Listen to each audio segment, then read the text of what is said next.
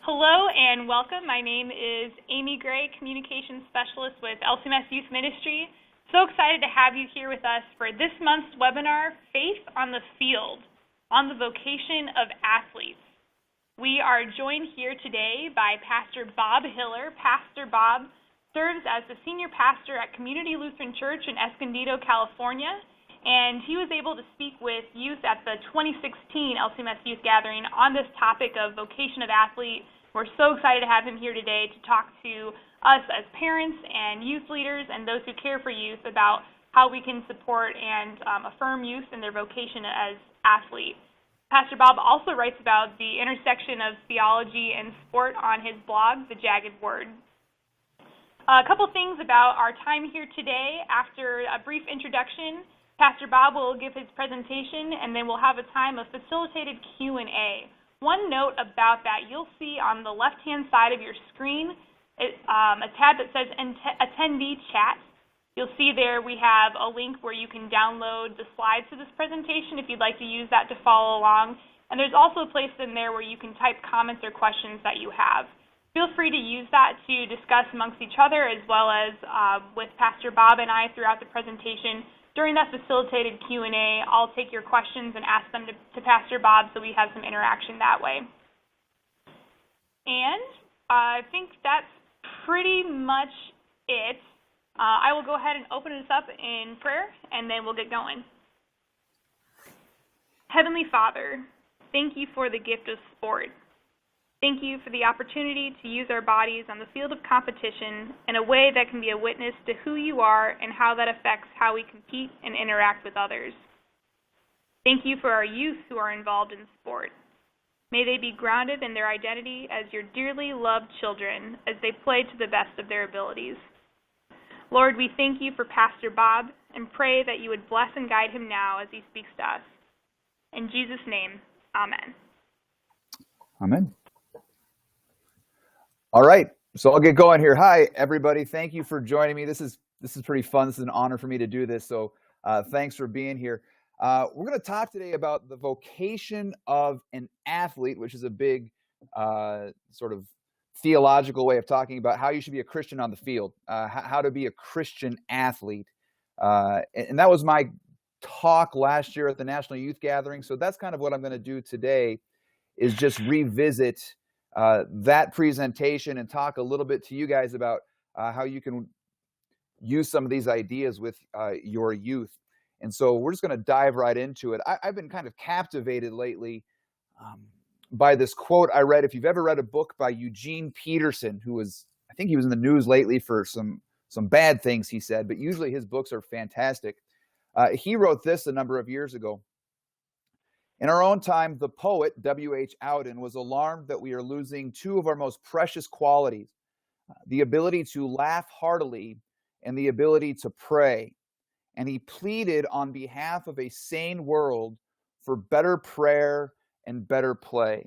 I love that quote, and I think that is absolutely true, especially now where we have sort of social media dominating everything, and it's always very easy to pick on social media, but people don't play well together anymore. They don't pray well together anymore. We just kind of attack each other and do our own thing.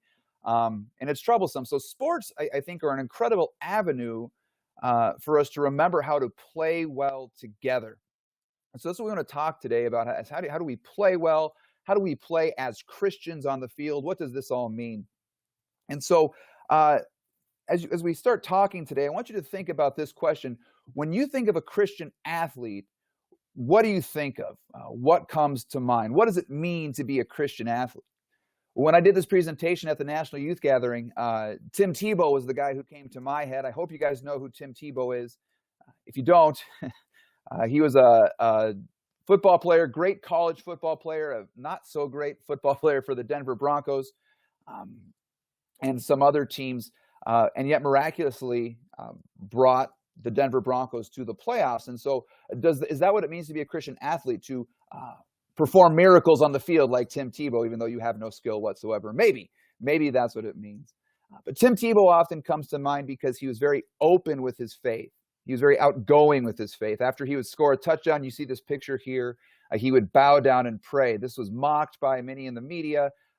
It got called, the name was T-bowing. You know, you would pray, you would T-bow after you scored, and it was kind of a funny thing. So a lot of times I think this is the image that comes to mind when we talk about what does it mean to be a Christian athlete. Someone who makes a public display of their faith on the field. Number of years, I found this quote a few years ago by Steph Curry, who's probably now the more popular Christian athlete in the kids' minds. Steph Curry, as you know, is the great point guard for the Golden State Warriors. He said this in an interview with the Billy Graham magazine. He said, "I know why I play the game, and it's not to score 30 points a night, but it's to use the stage I'm on. I've been put here for a specific purpose, to be a witness and to share my testimony as I go through it." I think that if it's very well spoken, it's very articulate, and I think that if we were to ask most athletes, what does it mean to be a Christian athlete? A lot of them would come up with an answer, something along these lines. The big idea is not to be, performing well necessarily on the field, but the big idea is to be a witness and share my testimony through what I do on the field.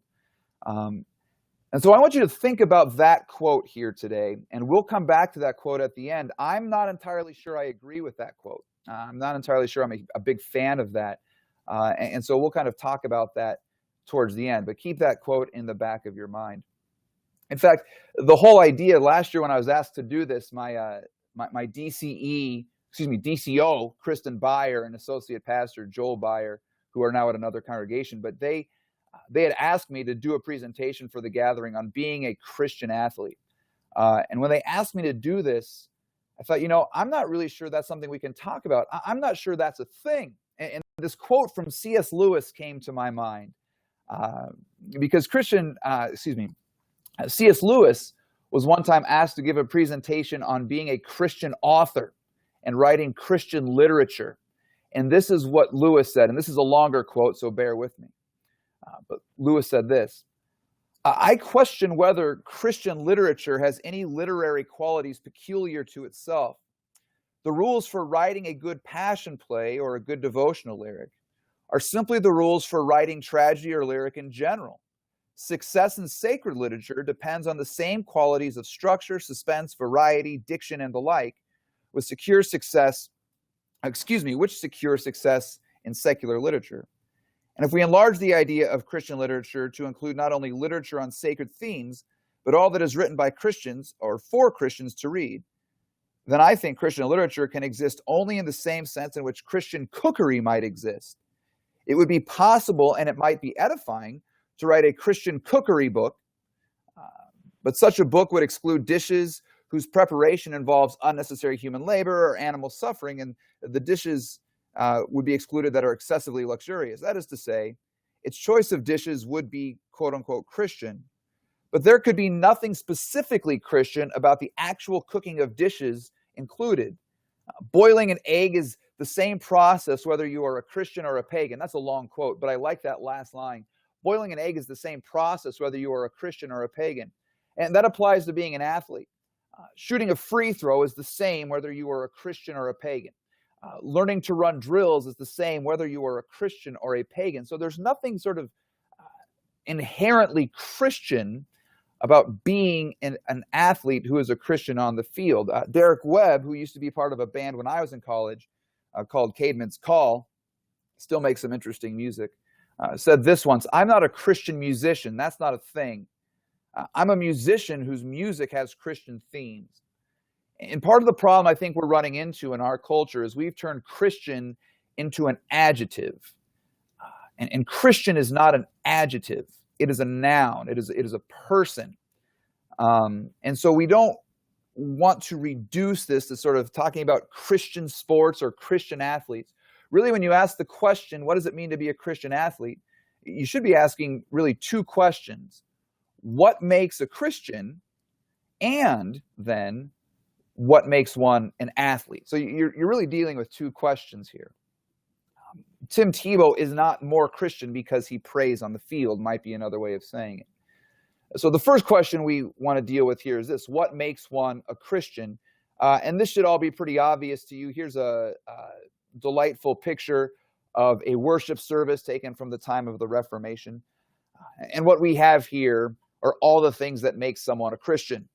There in the back, you have the crucifix with Jesus dying for the sins of the world, and that is what it is to make you a Christian. You are one for whom Jesus has died, and you trust that. Faith alone in Jesus Christ. That's the way we Lutherans like to say it. Jesus Christ for us alone makes us Christians. And he comes to us in baptism. You'll see there on your left-hand side of the screen, a pastor baptizing a child. Next to that, a pastor communing a woman. There on the other side of the altar, someone communing a dude. And then a pastor preaching the word. It's preaching the word in the sacraments. Delivering Jesus into the earballs of people is what makes us Christian, and clinging to that. To become a Christian, then, is an entirely passive event. And this is nothing that should be too shocking or outlandish. This is what we talk about with our students all the time. To be Christian is to be saved by Jesus, to be loved by Jesus, to be baptized by Jesus, to be sacrificed for by Jesus. All of these things are what make us a Christian. This is sort of diametrically opposed to what makes one a good athlete, because there's a number of things that go into making one a good athlete. And these are some of those things. The first is skill, ability. You've got to be able to play the game, and you've got to be able to do it. See, when I did this for the youth gathering, they did a review of, I got a review of my presentation, and one of the negative comments said, "You should have really gotten an actual athlete to do the presentation." Now, I took that personally. There was a time when I was an athlete. It was my sophomore year in high school, and then I was cut. I didn't have the skill to be a great athlete.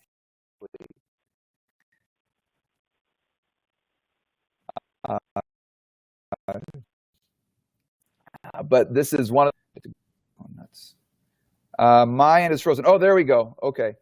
Second thing you need is practice. Can you guys hear me? It's freezing up on my end here.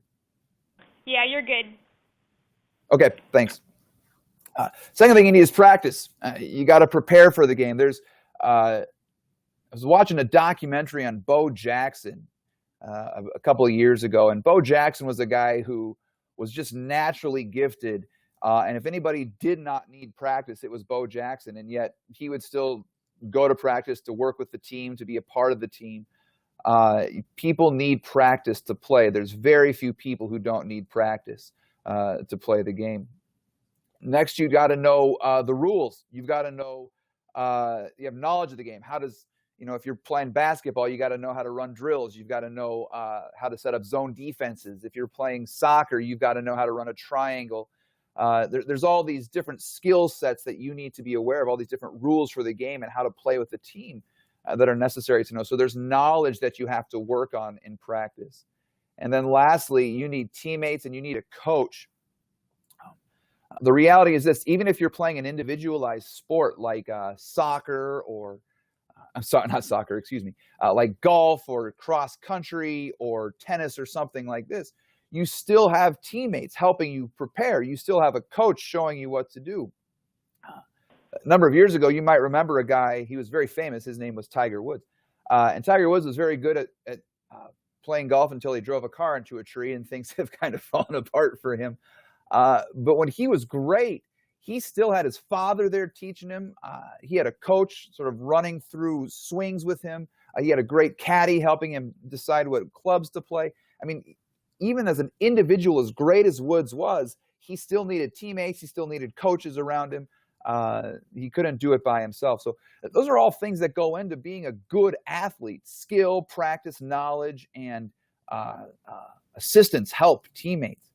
Those are things that are required for one to be sort of a good athlete, which then sort of sets these two things against each other, because faith is passive. You do nothing. You simply receive it by grace through faith on account of Christ. And athletics are entirely active. Prayer and play, you might say, work against each other in this way. However, they are not, though they're distinct, they're not separate. So that is to say, for the Christian, we do want to ask ourselves the question, as a Christian, how does my faith impact my play? What does what I believe say to what I do on the field? And we do believe that faith does impact the way we live. And this is really kind of, sports here are kind of, for me, just functioning as a good example of a much larger question for us as Christians. And that is, how does my faith impact my life? What does faith say to how I live? If faith is entirely passive, if I am saved by grace alone, how then should I live? What is to come from that? Why does the New Testament so often, once Paul is saying the epistles, finishes talking about the doctrine and the salvation work, what's next? What is the therefore, we might say? How does faith impact the way I live? Because we do want to say this for certain, that faith does grant us, in a certain sense, freedom. It grants us freedom from having to work for our salvation. It grants us freedom from having to please God with our lives, because God is already entirely pleased with you because of Jesus' work. Everything Christ has done has been credited to you because of your baptism. His death, his resurrection, his perfect life, that's all registered to your account, and you are reckoned righteous because of Jesus, which means righteousness before no longer earned. It's no longer something we do. However, in the world, we might say, in our relationships with people around us, that is something we have to work for. And so we like to say that the righteousness of faith impacts the active righteousness that I pursue in this world. And this brings us to what we call the doctrine of vocation. Vocation, where God says your work that you do as my beloved child is holy work. So I'm going to show you a picture here. There's two people here. One on my left here is a guy named Matt Harrison. He is the president of the Lutheran Church Missouri Synod. I know Mark Kiesling is here with us. I hope if Pastor Harrison is here and listening in, picture, because it looks like he's getting a basketball pass to him. I sat next to him one time on an airplane, and he fell asleep, and I tried to touch his mustache, but my hand got electrocuted. It was very bizarre. So there you have him on the left side, and on the right side, you have two guys working at McDonald's. Also, I wouldn't touch the mustache on these guys' face either, but these guys, let's just say for the sake of argument, for the sake of this presentation, that these guys working the bacon there are baptized Christians. They're baptized believers in Jesus Christ. So we'll just say that for the sake of argument. As you look at these two people, you want to ask yourself this question: which one of them is doing a more God-pleasing work? I think the knee-jerk reaction is to say, well, President Harrison, because he's got a big cross around his neck, he's doing pastoral stuff, he's the president of a church body, so that's probably the more God-pleasing work right there. But actually, and the guys at McDonald's, they're just making bacon, and in the Old Testament, bacon's not kosher anyway, so I don't know if that's holy at all. But we're in the New Testament, so we can eat bacon, and so that's a good thing. And so what we like to say, actually, is that both of these people, in their vocations, in their responsibilities, are doing equally God-pleasing work. Why? Because both are children of God. Both are passively righteous. Both have received the promise of forgiveness and life and salvation. And now, as beloved children, God is smiling on everything they do, whether they are pastors or McDonald's workers or whatever. God is pleased with that work. Therefore, this work is God-pleasing work. Luther has this marvelous phrase where he says, the mother who changes the diaper of a child is doing holier work than a monk. Now, why would he say that? Well, he's saying, look, God has called you to love your neighbor. The problem with the monks in the 16th century is they would abandon their families. They leave the wife and kids behind and go become monks because they thought they were doing this holy work that was a golden ticket into heaven. And Luther said that's actually sinful work because you're abandoning your neighbor. The pastor who stays in his parish, who loves his congregation, is doing just as a God-pleasing of work as the bacon maker at McDonald's, because both are serving their neighbor, both are giving gifts and using talents that God has given to serve those around them. Now, these works aren't making us pleasing to God, but they are pleasing to God because we have been saved by Jesus Christ. So when we take this question then to the Christian athlete, the question becomes this: who is the more God-pleasing athlete? Is it Tim Tebow, who makes a great display of his faith on the field? Or is it a guy like Peyton Manning? Peyton Manning is also a professed Christian. He confesses, I've read interviews with him where he says he believes that Jesus Christ is his Savior, but you never see him making a big display of it on the field. So which one is the more God-pleasing? Well, we would say both, because they're both baptized, beloved children of God. And so whether you're making a big display of it, like Tebow on the one hand, or whether you're just kind of going out there scoring tons of touchdowns and, well, we should do this. Winning a Super Bowl for the Denver Broncos, which we all remember happened in Super Bowl 50, and we still are all probably rejoicing in that day. We would say that both of those are equally God-pleasing because of their status as children of God and not because of their performance or their display of faith on the field. I hope this is making sense here, and I hope you're following with me. You are free as a Christian then to either do like Tebow does and, pray on the field, but we'll talk about that in a little bit, or to be like Manning and not have to make a big display of your faith on the field. Just go out there, do your job, work hard, and then run back and prepare for the next set of downs.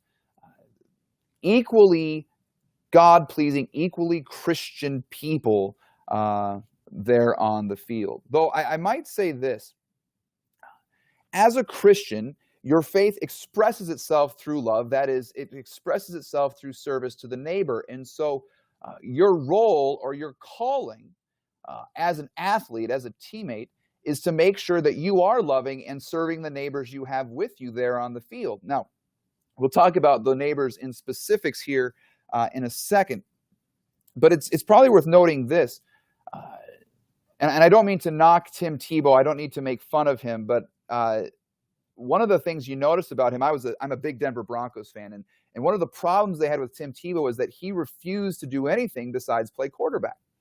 He said, my dream is to be a quarterback, and so I'm going to follow my dream no matter what. I'm going to be an NFL quarterback. Problem was, him as quarterback didn't necessarily help the team. He could have helped his team better by taking a different position, becoming a fullback or a running back or something like this. He's very fast. He has good hands. He's very hard to tackle. If he had left the quarterback position, he would have served his team better. But instead, in a certain sense, he was pursuing his own dreams, his own personal glory, and that came at a cost to his teammates. So there we might say that's actually not the Christian way to pursue things. That's not loving your neighbor. That's sort of serving yourself. Whereas Peyton Manning, all the dude does is just score touchdowns and win Super Bowls. And so we should probably just take a moment to remember that picture right there. Beautiful thing. Peyton Manning after he won the Super Bowl for the Denver Broncos 2 seasons ago. Okay. But there he was doing things to serve his teammates, to help his teammates become better and help them to win. So the question then is, as those saved by grace, freed by God to love and serve our neighbor, what does that look like on the field? How do I serve my neighbor? Or perhaps the driving question for vocation is this: who is my neighbor? Vocation, as opposed to vacation, where you cease from work, vocation is the place, relationship, or calling in creation where God puts us to serve our neighbor. So the question for the athlete is, who's my neighbor? And I got a list here of things that athletes need to think about of who is their neighbor on the field. Who are they playing for? The athlete's neighbor, the first neighbor they have is the coach. And now at the gathering, I asked the students, how does an athlete love the coach, honor the coach? And they all said, respect the coach. And that's an excellent answer. Respect the coach is very good, but it's also a little abstract. I'm looking for concrete stuff here. And so what you want to talk to your students about when it comes to their coaches is you do what your coach tells you. He's the one in charge. He's responsible. It's almost like for the athlete, it's almost a fourth commandment issue. You honor your father and mother on the field. The coach is the father or the mother, the leader, the one that they are sort of to respect and honor. So they set up the plays, you run the plays as best as you can. They tell you to do things, you listen, you do the drills they lay out for you. And even if it doesn't make sense, even if you don't like it, you trust that your coach has your best interest in mind and you honor them. And so that's the first neighbor that an athlete has. Second neighbor the athlete has, of course, is their teammates. I loved asking this question: how do you respect your teammates? How do you love your teammates? And one of the students said, we have bonding experiences. We have team meals. And I love that because that's a great picture, right? Like that's what the church does to grow together, is we eat the Lord's Supper together. Well, as a team, you get together and you have meals. You get to know each other off the field. I remember when I was in high school, our football players, they did everything together. They were great friends throughout the season because they were in battle together on the field. And to strengthen their ability to work together, they would work together off the field. For the athlete too, you want your students to know, to be able to answer the question, who's the most important person on your team? The answer is they are. So what are you doing to help them perform better? What are you doing to help them win? If they're slacking off, how are you helping them play harder? What are you contributing to the team so that your teammates can succeed? How are you making them better? That's one of the things that I love about, like when you watch the NBA. A couple of years ago, there was a big controversy about a guy named Chris Paul, if you remember this, coming to the Lakers to play with Kobe Bryant. Part of the problem with Kobe Bryant back in those days, and not to pick on Kobe Bryant, is that he was a great player, probably one of the best, top 10 players of all time, but he was not a great teammate. He didn't play well with others. Whereas Chris Paul, people want him on the team because he makes everyone better. And so the question you have as a teammate in your vocation is, how am I making my teammates better? In my case, for example, when I played, the best thing I could do for my teammates was to stay on the bench. And that made them better. It's a good thing for them. So what am I doing to help my teammates be better? Next, you have the referees or the umpires. This is the fun one for students to hear because they're not supposed to respect those guys. At least that's what they see from their favorite athletes on TV. But I would say this, respect the umpires and the referees. When they make a call that you don't like, shut up and move on. Let them make that call. Let the coach go nuts on them. That's the coach's job. That's not the athlete's job. So if you are a coach, Amy was telling me earlier that she is a coach, like your job is to never let the referee forget their bad calls. That's your responsibility. But don't empower your team to do that. They just take the call and they keep playing. You show good sportsmanship. You don't cheat. When you do commit a foul, when you do break the rules, own it. Respect the referees. And what they'll notice is once they start doing this, the referees actually start giving them more of the benefit of the doubt. But you let the referee do their job and make it easy for them. They're not there to be the enemy. They're there to help people play fair. So play fair and respect the refs. Next, fans. Let the fans cheer. Give them something to cheer for. Play hard. You don't deserve their cheering. You need to earn it. They don't cheer for you by grace alone, okay? They cheer for you because you give them something to cheer for. So give them a good performance. Play hard for them. Lastly, then, your opponents. I would say sort of the same thing here. Play hard. Respect your opponent. Treat them like you're equal and you want to do better than them.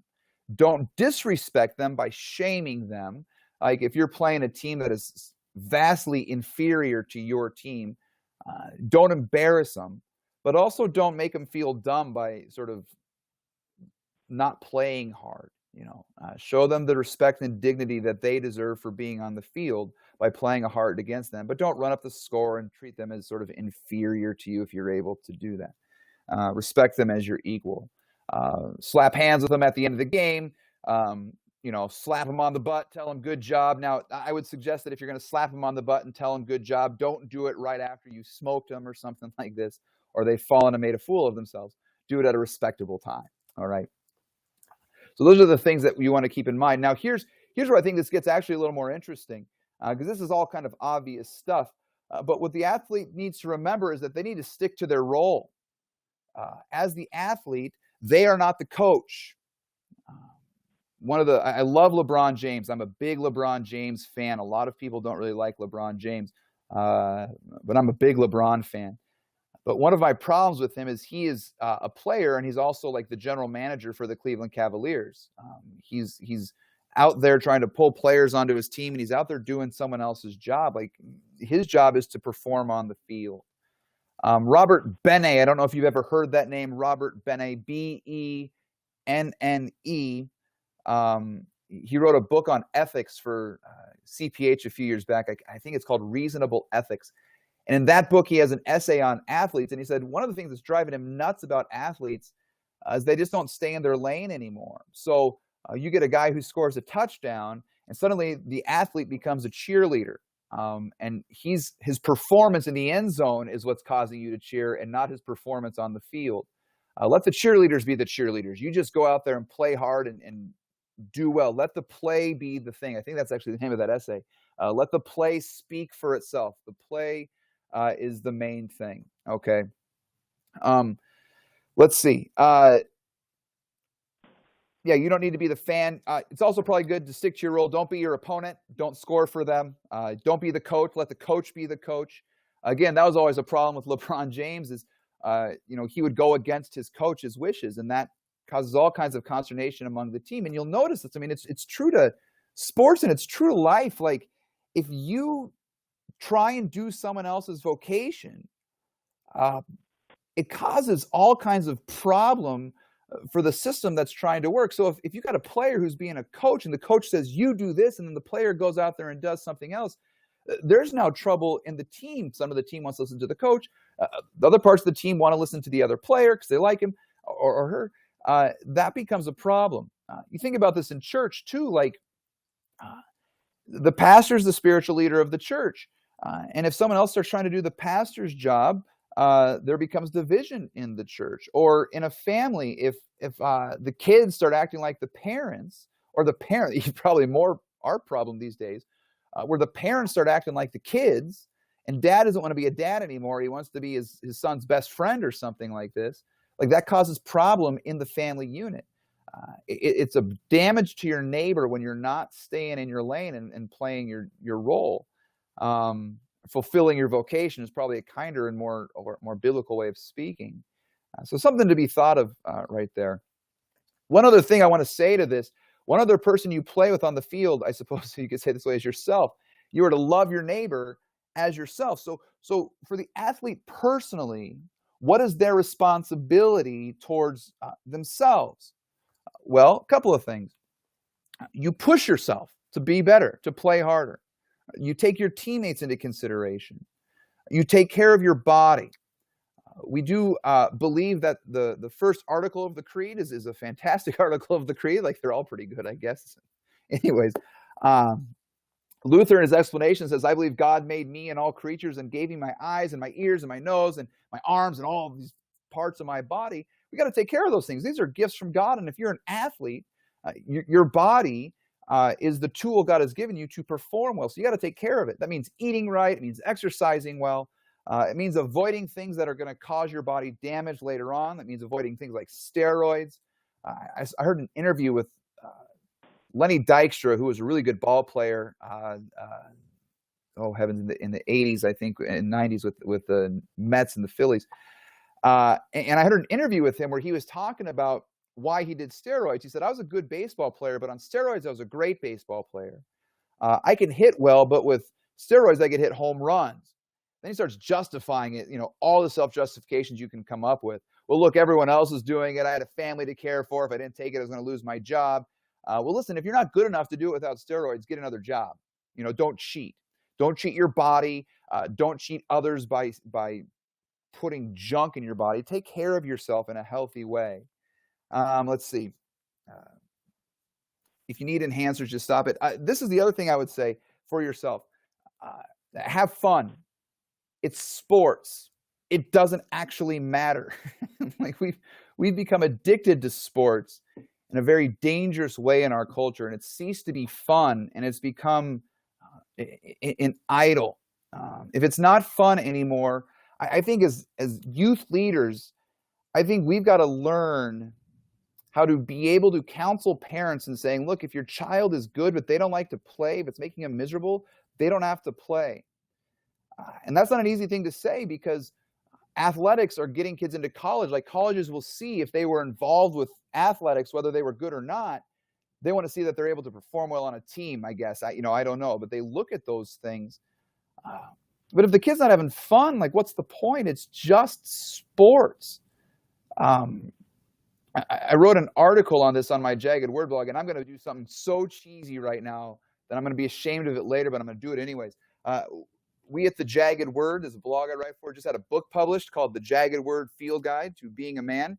There's my shameless plug. But I have an article in that book, and in that article I say, we're in a really dangerous place right now where sports have become something we need.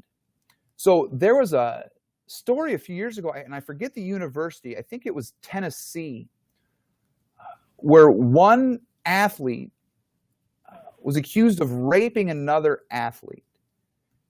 And it came out that there was this massive sort of terrible culture of sexual abuse and all of this stuff kind of swept under the rug for the football teams and all these scholarship athletes.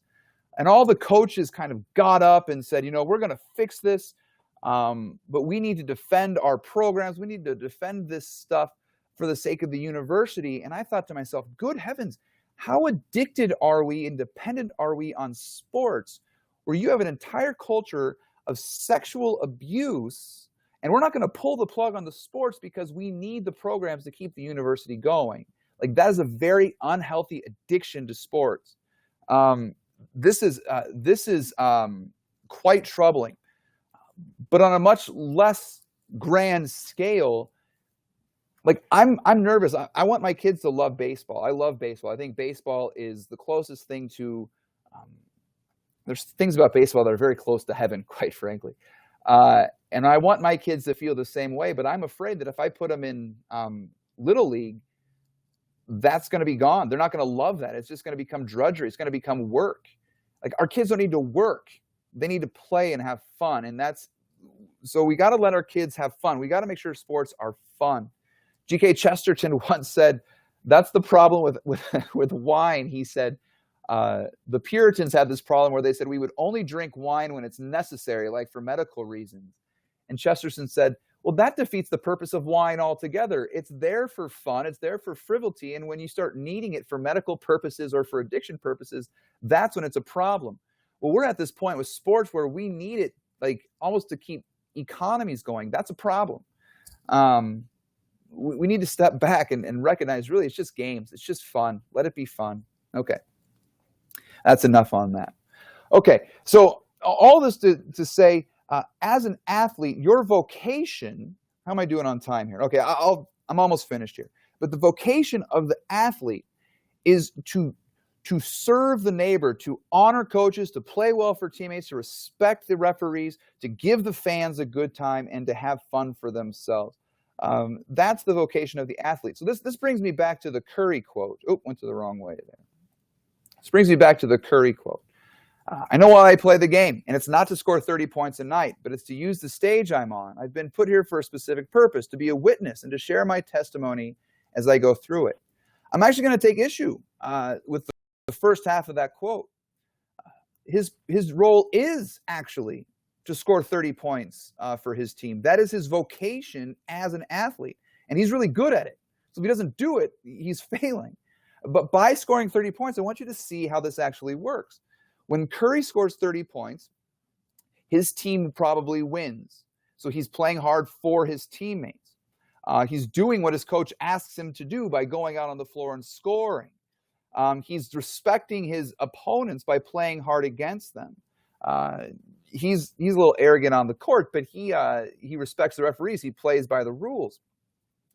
And actually, when you think about this, and though we are too addicted to sports, if you think about this in terms of a greater cultural picture, if Curry's out there scoring 30 points, that's actually good for the city of the Bay Area where Golden State plays.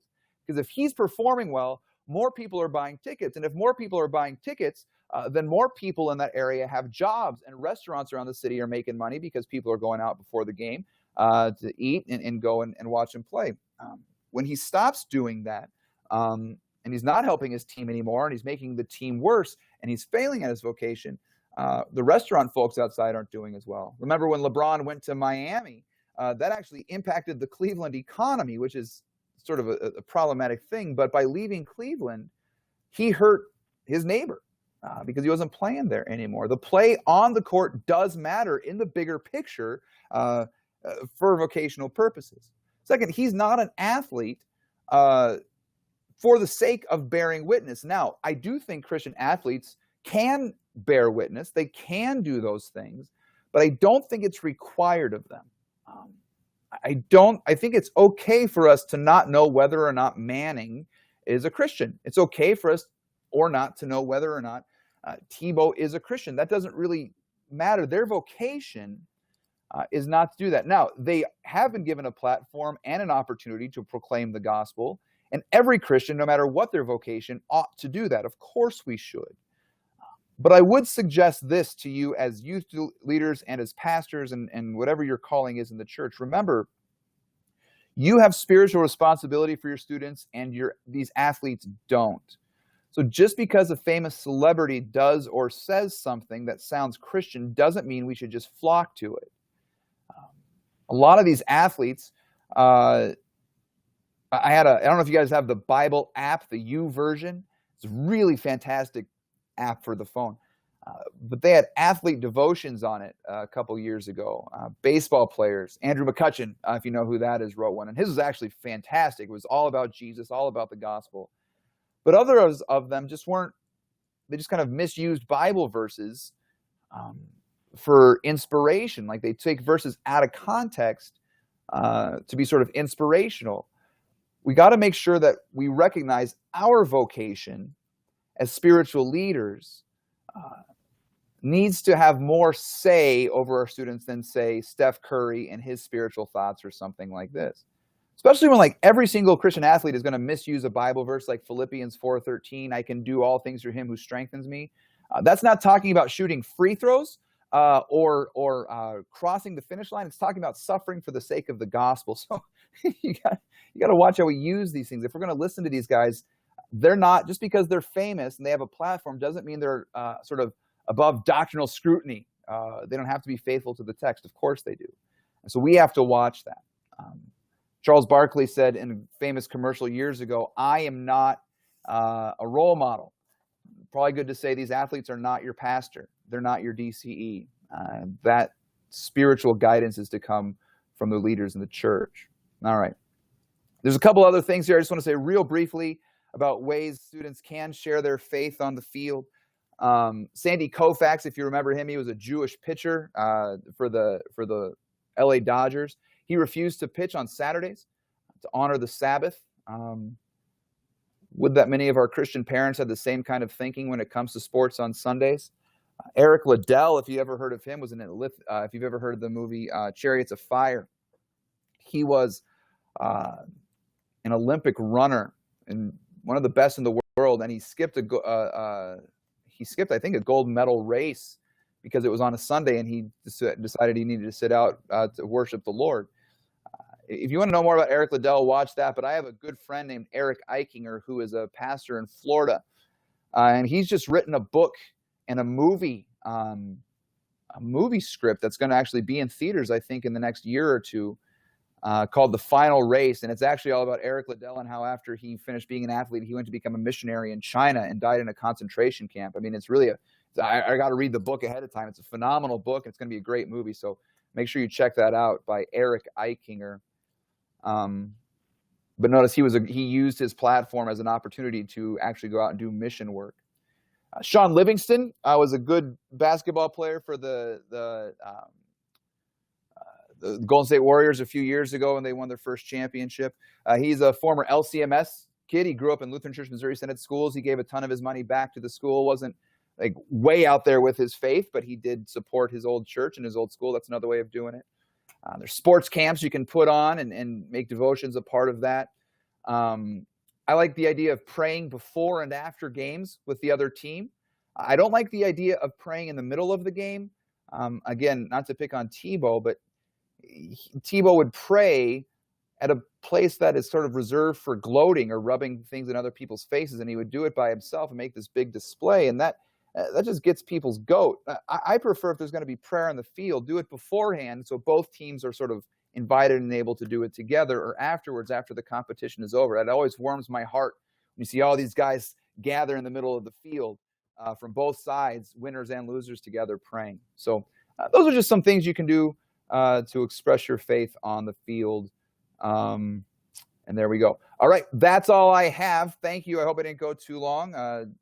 Love your questions and comments at this time. You can shoot me down, tell me how wrong I am on all of this. I'm open to that too. So yeah, whatever you got.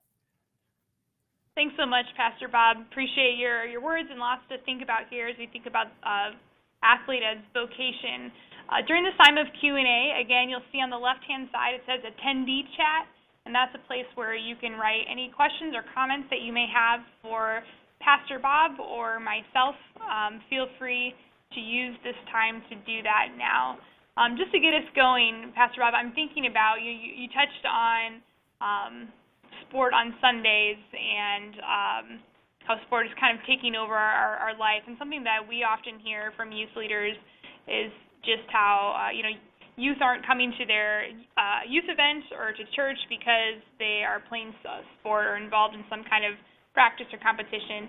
Can you speak to, I guess, just that hard dynamic, and maybe how we as youth leaders can encourage youth in their vocation as athletes, but also maybe in the other vocations that they have as well?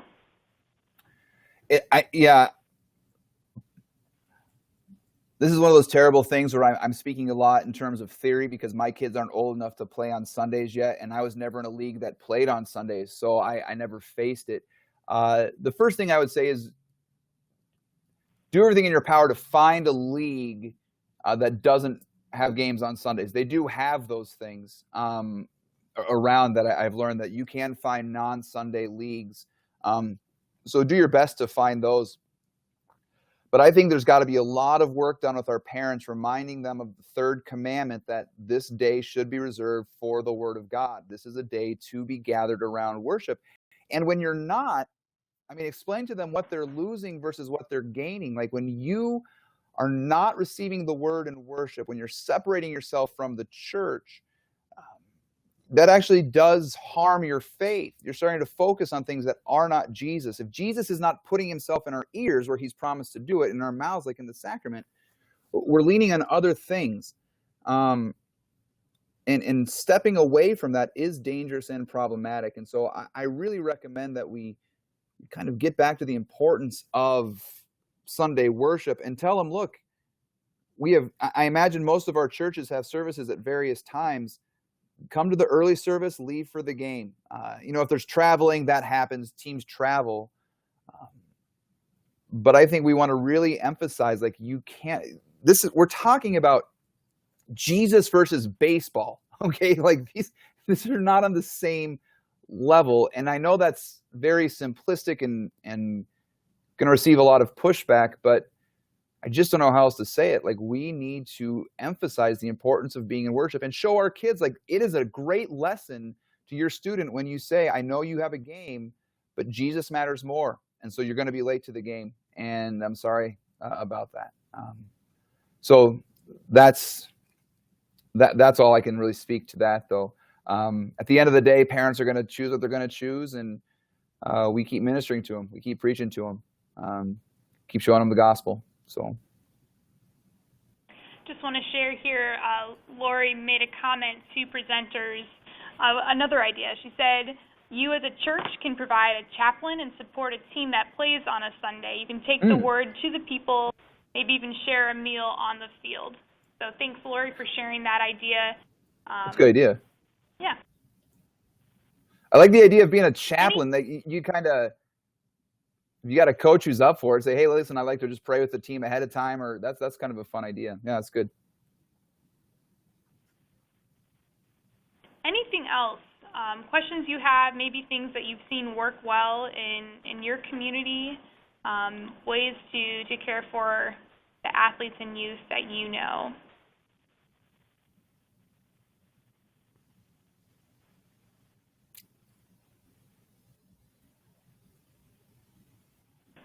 Well, certainly, if something comes up later, you can shoot us an email at youth.ministry@lcms.org, or, I don't know, Pastor Bob, if you're willing to also be a resource moving forward.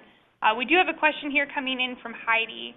How do we help parishioners and youth deal with the tension of holding athletes in the limelight to a higher moral standard? Is this appropriate or not? That's a good question. I'm not even sure we can hold our pastors and church workers to a high moral standard anymore. Yeah, see, I think one of the things that crushed me when I was in sixth grade was when I found out that Magic Johnson got AIDS. I don't know if you remember, if you guys are old enough to remember this or remember that, but and I didn't know what that was, and my mom explained it to me that this happens when you sleep with a lot of people who are not your wife, and it crushed me because in my head, this was a great Christian man who was out there playing on the, God was blessing him for his talents and all this, and to find out that he was sinful in this capacity was really devastating to me. I think I would suggest that we've got to do a better job of, like, the only person we really want to exalt, if we can say it this way, as Christians, is Jesus. And we should explain to our kids that you should expect moral failure from everyone. Not to be like in a depressing way, like, there's no hope. But the reality is everyone's a sinner. And we need a good, sober view to say, hey, listen, everybody you meet is going to have issues, is going to have sins, especially in our social media day and age, where like, as soon as an athlete sneezes the wrong way, they're digging deep and finding all this dirt on them. Well, of course they're going to find dirt on them because they're sinful people, and they're sinful people who've been given a little bit of a pass because they're athletes, which is probably more of a deeper problem. And so they've been getting away with stuff for a long time. Once you catch them, you shouldn't be shocked to find out that they've done sinful things because they're sinners. So rather what we need to do is teach our students, I think, to pray. If they really love an athlete, they really care about them, pray for them. And pray that if they're not a Christian, that the Lord would show them the light, that if they are a Christian, the Lord would keep them faithful. But just help them to recognize, like, if you hear a terrible story about your favorite athlete, don't be shocked by it. Because they're not, I love Charles Barkley's commercial, they're not role models. They didn't sign up to be role models. They signed up to be athletes. So you can love how they play and model your game after them, but don't model your life after theirs. That's what you have parents for. That's what you have spiritual leaders for. And I was being snarky earlier, but those are the people we should be holding up to a high moral standard. And those are the people we should expect to perform according to their faith, I guess. Does that make sense? Does that answer the question? I think that's really helpful. Thank you. Heidi says, yes, thank you. Okay, great. Good. Cool. Wonderful. Well, just as we prepare to end our time for today, Pastor Bob, any kind of final thought or encouragement that you want to share with youth workers, pastors, parents, people who care for youth? Yeah, keep doing it. You guys are a gift. You need to know that what you do is done as gifts from God. Your vocation, as we talked about here today, is to love and support your students. And so thank you for what you do. With the athletes, I think the thing I would just want to emphasize is make sure your kids don't feel like they are being pressured to be a Tim Tebow on the field. That was the most feedback I got from the National Youth Gathering. Is kids were like, you mean I can just go out and play and that's okay, right? Like, I'm not sinning because I'm not like making the sign of a cross after I make a free throw or something. No, you're free to play. Just go have fun. But remember your role. Take care of the teammates, take care of your coach, honor and love them. But just have fun. You're free in Christ. That's what I would say. Amen. Thank you. Yep. Just a couple housekeeping things here at the end. Our next LCMS Youth webinar will be on September 19th, again at noon Central. Pastor Mark Kiesling, the Director of LCMS Youth Ministry, will be joining us for What to Teach This Week, a webinar on developing curriculum for your high school youth group and thinking about how we are teaching the faith on an ongoing basis. So please join us again for that. And again, to echo what Pastor Bob said, thank you. Thank you for your ongoing care and support for the young people in your midst, both athletes and not. And we pray that God would continue to bless you and strengthen you as you carry out your various vocations.